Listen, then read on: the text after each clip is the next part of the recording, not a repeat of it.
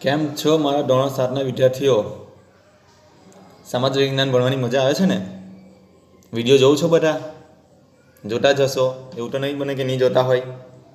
આપણું ચેપ્ટર ચાલે છે ચેપ્ટર 3 મુઘલ સામ્રાજ્ય. તમને ખ્યાલ હશે ચેપ્ટર 3માં પાર્ટ 1 તમને ગ્રુપમાં સેન્ડ કરી આપ્યો છે, જેની અંદર આપણે જોઈ ગયા હતા કે ભારતની અંદર મુઘલ સામ્રાજ્ય ક્યારે આવ્યું અને એની અંદર કયા કયા શાસકો થઈ ગયા. ઈસવીસન 1526માં બાબર આવે છે. બાબર પછી હુમાયું રાજગાદી પર આવે છે. હુમાયું પછી એનો છોકરો કોણ? અકબર. અકબર વિશે આપણે ઘણી બધી માહિતી મેળવી હતી કે કેવા કયા સુધારા કર્યા હતા. અકબર પછી આવે છે એનો છોકરો દિલ્હીની ગાદી પર. કોણ? શું નામ છે એનું? જહાંગીર, જેનું બાળપણમાં નામ હતું સલીમ. જહાંગીર પછી એનો છોકરો શાહજહાં, જે દિલ્હીની ગાદી પર આવે છે. શાહજહાંની વાત આપણે કરીએ તો શાહજહાંનું નામ જ્યારે આવે ત્યારે આપણે તાજમહેલની યાદ આવી જાય છે. હા ને? કે શાહજહાંએ શાનું બાંધકામ કરાવ્યું હતું? તાજમહેલનું.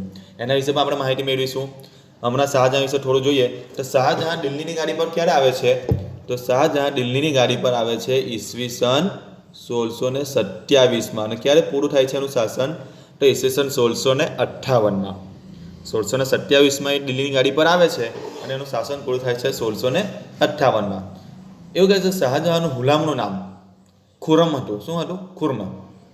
તેણે શાહજહાંએ દક્ષિણ ભારત સુધી, એટલે કે સાઉથ ઇન્ડિયા સુધી એના વિજયો મેળવ્યા હતા. એવું કહે છે કે જે રીતે એના પિતાજી શક્તિશાળી હતા એમ તે જ રીતે શાહજહાં પણ શક્તિશાળી અને કલાનો સ્થાપત્ય હતો. સ્થાપત્ય એટલે કે કલા સ્થાપત્યને ચાહ કરે, એને પણ બાંધકામમાં ખૂબ જ શોખ હતો. શાહજહાંએ ઘણું બધું બાંધકામ કરાવ્યું હતું, જેની અંદર આપણને ખ્યાલ છે તો તે મુજબ તાજમહેલ, હે ને, નામ સાંભળ્યું છે ને? ત્યારબાદ એણે એક નવું નગર પણ વસાવેલું જેનું નામ છે શાહજહાંબાદ. એક નગર બનાવ્યું હતું, આગ્રાની નજીક જ છે, બહુ દૂર નથી. આગ્રાનો કિલ્લો છે ને ત્યાંની નજીક જ છે શાહજહાંબાદ. એને નગર વસાવેલું, એની વિશે વાત આવશે. શાહજહાં કલાનો સ્થાપન, એને ખૂબ જ બાંધકામનો અને ચિત્રનો અને બધાનો શોખ હતો. તેને પોતાની બધી સંપત્તિ છે ને બાંધકામમાં વાપરી નાખેલી. એને બધી પોતાની સંપત્તિ વાપરી નાખેલી. તો એના વિશે આપણે વાત કરીશું આગળ કે શું થાય છે. શાહજહાંની પત્ની, જેનું નામ છે મુમતાઝ મહલ. શું નામ છે પત્નીનું નામ? મુમતાઝ મહલ. તો એની પત્નીની યાદમાં, એટલે કે એના અવસાન પછી પત્નીને એને વિશ્વ પ્રસિદ્ધ એક સ્થાપત્યનું બાંધકામ કરાવ્યું જેનું નામ છે તાજમહેલ. એટલે તમને યાદ જ હશે, જેને દુનિયાની 8 અજાયબીઓમાંની એક અજાયબી કહેવામાં આવે છે. હા ને? એનું ખ્યાલ તો તમને હશે જ. તાજમહેલ વિશે તમે જાણતા જ હશો. કોઈ તમે કદાચ જોવા પણ ગયા હશો. અમુક ગયા છો? તો શાહજહાં પછી દિલ્હીની રાજગાદી પર કોણ આવે છે? તો એનો છોકરો, એનો પુત્ર ઔરંગઝેબ. ઔરંગઝેબનું નામ પણ તમે સાંભળ્યું હશે. એનો સમયગાળો કયો છે ઔરંગઝેબનો સમયગાળો? તો ઈસવીસન 1658થી 1760. ઈસવીસન 1658થી 1760. વિદ્યાર્થી મિત્રો, તમને અહીંયા આગળ તમને ખાસ જણાવી દઉં કે 1760 પછી મુઘલ સામ્રાજ્યનું પતન થાય છે. પતન એટલે કે નાશ થાય છે. પછી આપણા ભારતમાં શાસન ચાલુ થાય છે અંગ્રેજોનું. એના વિશે પણ આપણે માહિતી મેળવવાની છે, એ આગળના ચેપ્ટરમાં જોઈશું. પણ ઔરંગઝેબના અવસાન પછી મુઘલ સામ્રાજ્યનો અંત આવે છે, એ આપણે જોઈશું. તો અહીંયા સુધી તમને ખ્યાલ આવ્યો. હવે ઔરંગઝેબની વાત કરીએ તો શાહજહાંની તબિયત સારી ન હોવાથી તેનો લાભ લઈને તેના પુત્રો વચ્ચે સંઘર્ષ થવા લાગ્યા, વિવાદ થવા લાગ્યા.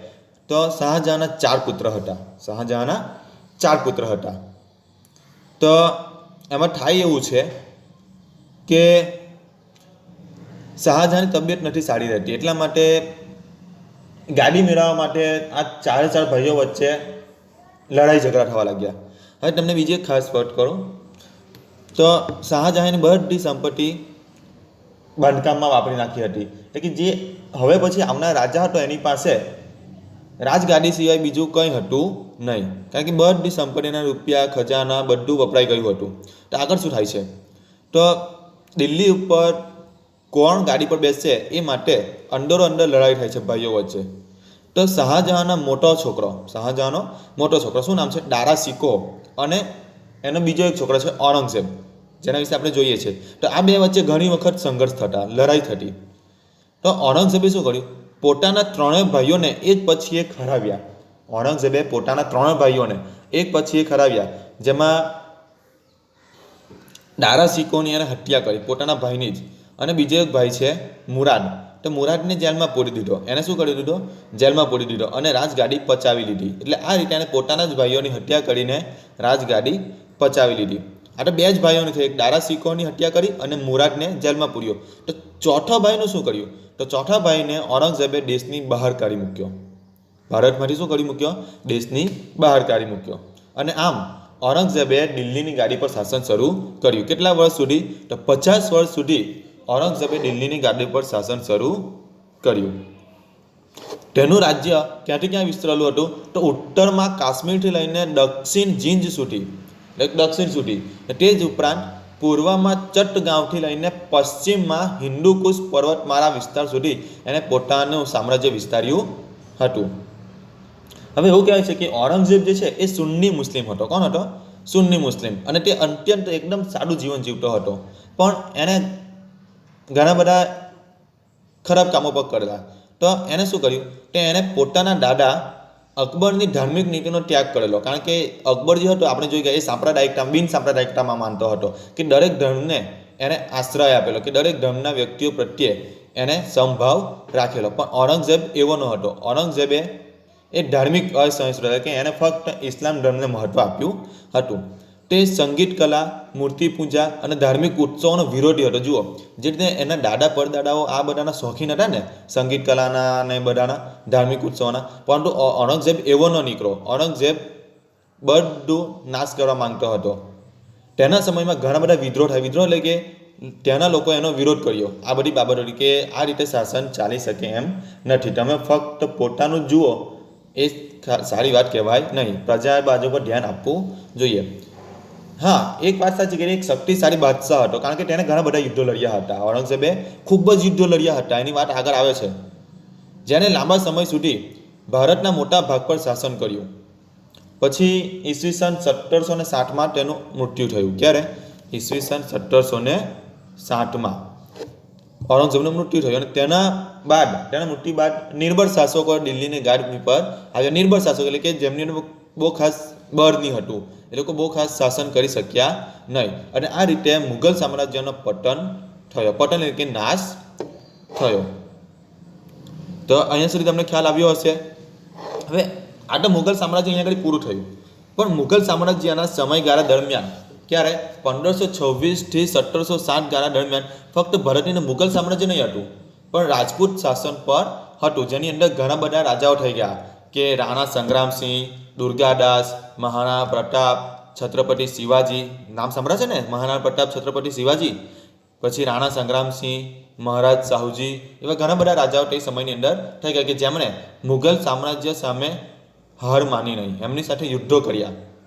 મુઘલ સામ્રાજ્ય ભારતમાં હતું જ, તે સમયે પણ આવા વીર રાજપૂત શાસકોનું પણ શાસન હતું. તો એવા આ મુઘલ સામ્રાજ્યની સાથે સાથે બીજા કયા રાજપૂત શાસકો પર શાસન કરતા હતા, એની વાત આપણે હવે જોઈએ. તો એ જ સમયની અંદર રાણા સંગ્રામસિંહ, શું નામ છે? રાણા સંગ્રામસિંહ, જેને રાણા સાંગા તરીકે પણ ઓળખવામાં આવે છે. એમનું શાસન ક્યારે હતું? તો જ્યારે બાબર ભારતમાં આવ્યો ને 1526માં, ત્યારે જ રાણા સાંગાનું ત્યાં શાસન ચાલતું હતું. અને તેઓ વીર અને સાહસિક, વીર એટલે કે વીર યોદ્ધા કહેવાય ને, સાહસ ખેડનારા હતા. તેમણે પણ અનેક યુદ્ધો જીત્યા હતા, ઘણા યુદ્ધો લડીને એમણે વિજય બન્યા હતા. પરંતુ બાબર સામેના યુદ્ધમાં તેઓ ટકી શક્યા નહીં. એ કયા મેદાનમાં થયું હતું એમનું યુદ્ધ? તો બાબર અને રાણા સાંગા વચ્ચે ખાનવાના મેદાનમાં યુદ્ધ થયું હતું. કયા મેદાનમાં? ખાનવાના મેદાનમાં તેમનું યુદ્ધ થયું હતું, જેમાં રાણા સાંગાની હાર થાય છે. આગળ બીજા એક ભારતના રાજપૂત યોદ્ધાની વાત કરીએ તો મહારાણા પ્રતાપ. કયા રાજા? મહારાણા પ્રતાપ. એમના વિશે આપણે ખૂબ જ સારી રીતે જાણીએ છીએ. મહારાણા પ્રતાપ, એમની ખૂબ જ બધી માહિતીઓ છે. તો જોઈએ તો મહારાણા પ્રતાપ મુઘલ સામ્રાજ્યમાં અકબરની સામે હતા. કોની સામે? અકબરની સામે. તો એમણે અકબર સામે ઘણી વખત યુદ્ધો લડ્યા, ઘણા યુદ્ધો જીત્યા, હાર્યા પણ. તો મહારાણા પ્રતાપ મેવાડના રાજા હતા. ક્યાંના હતા? મેવાડ, જે રાજસ્થાનમાં આવેલું છે. અકબરે મેવાડ પર આક્રમણ કર્યું. બંને વચ્ચે ખૂબ જ મોટું યુદ્ધ થયું. કયા મેદાનમાં? હલ્દી ઘાટી. તમને એવું પૂછાય કે અકબર અને મહારાણા પ્રતાપ વચ્ચે કયા મેદાનમાં યુદ્ધ થયું હતું? તો કયા મેદાનમાં તમે લખશો? હલ્દી ઘાટીના મેદાનમાં યુદ્ધ થયું હતું. તો એ ખૂબ જ જોરદાર મોટું યુદ્ધ થયું હતું. પણ તેમાં મહારાણા પ્રતાપની હાર થાય છે અને અકબર વિજય બને છે. પણ મહારાણા પ્રતાપ એ ઉદયપુરની આસપાસના વિસ્તારોમાં પોતાની સત્તા સ્થાપે છે અને સંઘર્ષ ચાલુ રાખે છે. કોની સામે? અકબર સામે. એ હાર માનવા તૈયાર નથી અને બંને વચ્ચે સમજૂતીના અનેક પ્રયત્નો થાય, સમજૂતી કરી લેવી જોઈએ.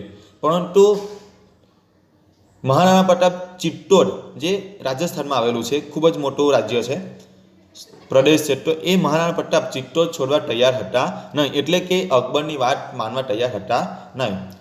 તેમણે છાપામાર યુદ્ધ ચાલ્યું. કે છાપામાર એટલે કે સૈન્ય તૈયાર કરીને થોડા સમય યુદ્ધ ચાલુ રાખ્યું. એટલે કે અકબરની સામે એમણે લડાઈ ચાલુ રાખી. 1576ના હલ્દી ઘાટીના પરાજય બાદ, જે એમનું પરાજય થયું હતું ને હલ્દી ઘાટીના મેદાનમાં પરાજય બાદ, રાણા પ્રતાપ ગોગોન્ડામાં રાજધાની લઈ ગયા. એટલે કે બીજો એક સ્થળ હશે ગોગોન્ડા, ત્યાં પોતાની રાજધાની લઈ ગયા અને ત્યાં જ એમણે પોતાનું જીવન ગુજાર્યું અને ત્યાં જ અંત સુધી તેઓ ત્યાં યુદ્ધ કરતા રહ્યા. ત્યાર પછી શું થાય છે? તો ત્યાર પછી ડુંગરપુરના ચાવંડમાં પોતાની રાજધાની બનાવી. એટલે કે તેઓ રાજધાની બદલતા રહ્યા. એટલે કે પોતાનું રહેવાનું સ્થળ બદલતા રહ્યા અને 51 વર્ષની વયે, 51 વર્ષની ઉંમરે તેમનું અવસાન થાય છે. કોનું? મહારાણા પ્રતાપનું. હવે મહારાણા પ્રતાપની વાત કરીએ આપણે, તો મહારાણા પ્રતાપનું નામ, ઘોડાનું નામ ચેતક હતું, જે ખૂબ જ સમજદાર હતો. ચેતક વિશે પણ ઘણું આવે છે. એવું કહેવાય છે કે રાજસ્થાનમાં ચેતકનું મંદિર છે, એમના ઘોડાનું મંદિર છે, કારણ કે એ ખૂબ જ શક્તિશાળી અને સમજદાર ઘોડો હતો. એવું કહેવાય છે કે એક જ છલાંગે એ પર્વતની વચ્ચે જે ખાઈ આવે એ કૂદી જતો હતો. પર્વતની જે ખાઈ આવે એ કૂદી જતો અને યુદ્ધમાં મહારાણા પ્રતાપને એને ખૂબ જ બહાદુરીપૂર્વક સાથ આપ્યો હતો. એવું કહેવાય છે કે આ ઘોડો જે છે એટલી ઊંચી છલાંગ લગાવ્યો હતો, ક્યાં સુધી? કે હાથીની અંબારી સુધી પહોંચી જતો હતો. ક્યાં સુધી પહોંચી જતો હતો? હાથીની અંબારી સુધી. હવે યુદ્ધના મેદાનમાં મહારાણા પ્રતાપ એક જ હોકારો કરતા, એક જ વાર બોલાવતા, એટલે એ ઘોડો ગમે ત્યાં હોય એમની પાસે આવીને હાજર થઈ જતો. આ જે ઘોડો છે મહારાણા પ્રતાપ, એને હાથીનું મુખોટું પહેરવામાં આવતું દુશ્મનને લલચાવવા માટે. એને હાથીનું મુખોટું પહેરવામાં આવતું.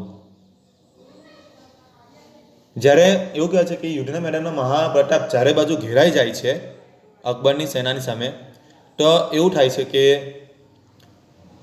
અકબરનો એક વફાદાર સૈનિક એ એમને બચાવે છે અને આ ઘોડો મહારાણા પ્રતાપને યુદ્ધના મેદાનમાંથી દૂર લઈ જાય છે, બધાથી દૂર લઈ જાય છે. એટલે આ ઘોડાની બહાદુરી આજે પણ ઇતિહાસમાં અમર બની ગઈ છે. મહારાણા પ્રતાપ તો ઇતિહાસમાં અમર બની જ ગયા છે, પણ સાથે સાથે એમનો ઘોડો ચેતક એ પણ અમર બની ગયો છે. જ્યારે મહારાણા પ્રતાપનું નામ લેવાય છે ત્યારે એમના ઘોડાનું પણ નામ લેવામાં આવે છે. તો વિદ્યાર્થી મિત્રો, તમને અહીંયા સુધી ખ્યાલ આવી ગયો હશે મહારાણા પ્રતાપ વિશે કે 51 વર્ષની વયે તેમનું અવસાન થયું.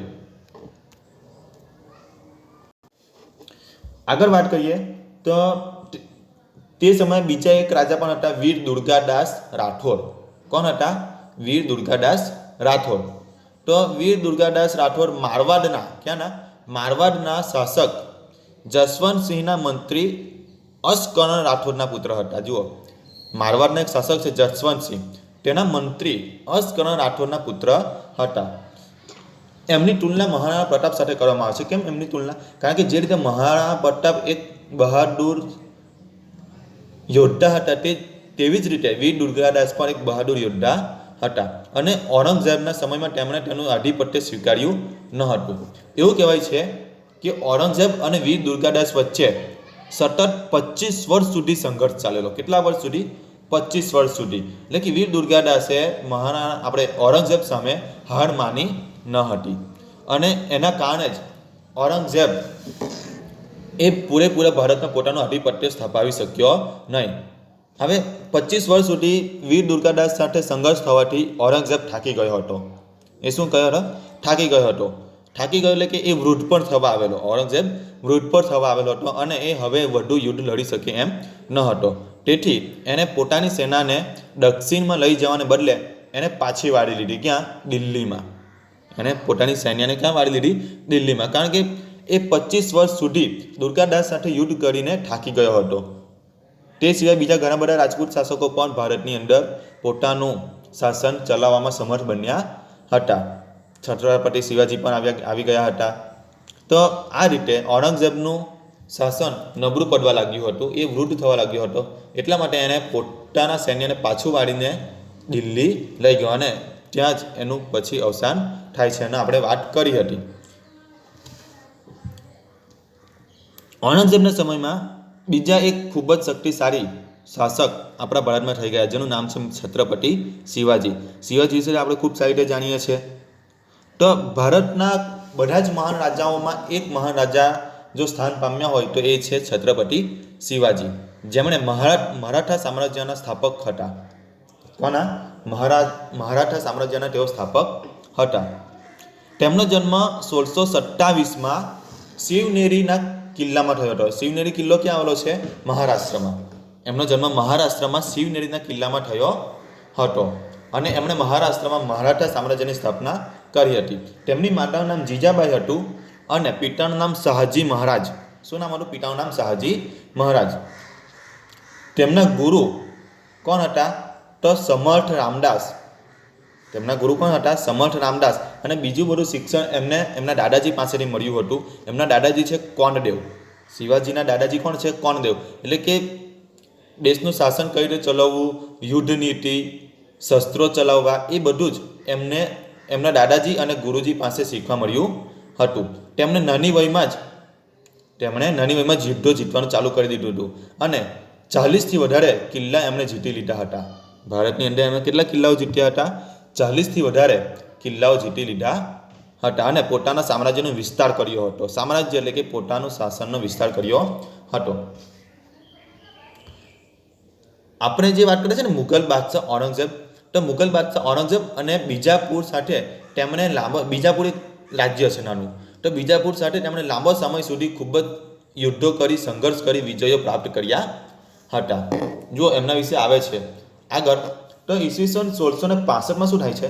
તો મુઘલ સમ્રાટ સામે તેમની હાર થતા, મુઘલ સમ્રાટ એટલે કે ઔરંગઝેબ સામે તેમની હાર થતા તેમની સાથે સંધિ એટલે કે સુલેહ કર્યો, કરાર કર્યો અને ઔરંગઝેબે તેમને જેલમાં પણ પૂર્યા હતા. જુઓ, ઔરંગઝેબે છત્રપતિ શિવાજીને ક્યાં શામાં પૂર્યા હતા? જેલમાં પણ પૂર્યા. પરંતુ શિવાજી ચાલાકીથી જેલમાંથી છટકી ગયા અને ફરી વખત તેમણે યુદ્ધ લડવા માટેનો એમને શું કહેવાય આક્રમણ કરવા માટેની એમને બોલાવ્યા. એ યુદ્ધ લડવા માટે એમને કીધું કરીને આક્રમણ કર્યું. કોની સામે? મુઘલ સામ્રાજ્ય સામે. ત્યાર પછી ઈસવીસન 1674માં, યાદ રાખજો, ઈસવીસન 1674માં રાયગઢમાં એમનો રાજ્યાભિષેક થયો. રાજ્યાભિષેક થયો એટલે એમને રાજા બન્યા. જે રીતે બાહુબલીમાં નથી બનાવતા રાજ્યાભિષેક થાય છે ને, તમે જોયું હશે સીન કેવી રીતે એને રાજા બનાવે છે મુકટ પહેરાવીને. તે રીતે ઈસવીસન 1674માં શિવાજીને તેના રાજા બનાવવામાં આવે છે અને તેઓ હિન્દુ સમ્રાટ તરીકે ખ્યાતિ પામ્યા. આ જે શિવાજી છે, છત્રપતિ શિવાજી, તેઓ મહાન વિજેતા હોવા ઉપરાંત કુશળ વહીવટી કરતા અને સંગ્રહણ કરતા, એટલે કે તેમણે ખૂબ સારું શાસન કર્યું હતું, ઘણા બધા વિજયો મેળવ્યા હતા. તેમના મંત્રીમંડળ એટલે કે જે મંત્રીઓ બેસે ને અંદર દરબારમાં, એને અસ્તપ્રધાન મંડળ કહેવામાં આવતું, અસ્તપ્રધાન. અને ઈસવીસન 1680માં તેમનું અવસાન થયું. કોનું? છત્રપતિ શિવાજીનું ઈસવીસન 1600. જુઓ, તેમનું રાજ્યાભિષેક ક્યાં થયું હતું? અંદર ચિત્ર આપેલું છે, આ રહ્યું જુઓ, એમનું ચિત્ર આપેલું છે રાજ્યાભિષેકનું, દેખાય છે? એમની પણ એમને મુકટ પહેરાવવામાં આવે છે, ઘણા બધા લોકો પણ ઉભેલા છે. તો ઈસવીસન 1674માં એમનું રાજ્યાભિષેક થયું, એમને રાજા બનાવવામાં આવ્યા અને તેના 6 વર્ષ પછી જ, માત્ર 6 વર્ષમાં જ, એટલે કે 1680માં એમનું અવસાન થાય છે. તો વિદ્યાર્થી મિત્રો, તમને અહીંયા સુધી ખ્યાલ આવ્યો છત્રપતિ શિવાજી સુધી. આ બધા રાજાઓ ક્યારે થઈ ગયા? તો મુઘલ સામ્રાજ્યના સમયની અંદર જ આ બધા રાજાઓ થઈ ગયા. હવે આગળ આપણે જે વાત કરવાની છે કે હમણાં સુધીના આપણે બધા રાજાઓ વિશે જોયું. શરૂઆતમાં મુઘલ રાજાઓ વિશે જોયું અને ત્યાર પછી આપણે એ મુઘલ સામ્રાજ્યના સમય દરમિયાન ભારતની અંદર શાસન કરતા રાજપૂત શાસકો વિશે પણ આપણે માહિતી મેળવી. હવે આગળ જે મુદ્દો છે કે મુઘલ સામ્રાજ્ય જેનું રાજ્ય વ્યવસ્થા કે એમણે કયા પ્રકારનું શાસન ચલાવેલું એ આપણે આગળના વિડીયોમાં જોઈશું. કારણ કે ઘણું લાંબુ છે, અડધું ચલાવવામાં મજા આવશે નહીં. એટલા માટે મુઘલ રાજાઓએ જે શાસન કર્યું, એમને કેવા બાંધકામો કરાવ્યા, કેવી પદ્ધતિ હતી, એ આપણે આગળના વિડીયોમાં જોઈશું. ક્યાં છે તે આ રહ્યું, જો મુઘલ સામ્રાજ્ય રાજ્ય વ્યવસ્થા, એના વિશે આપણે આગળના વિડીયોમાં માહિતી મેળવીશું.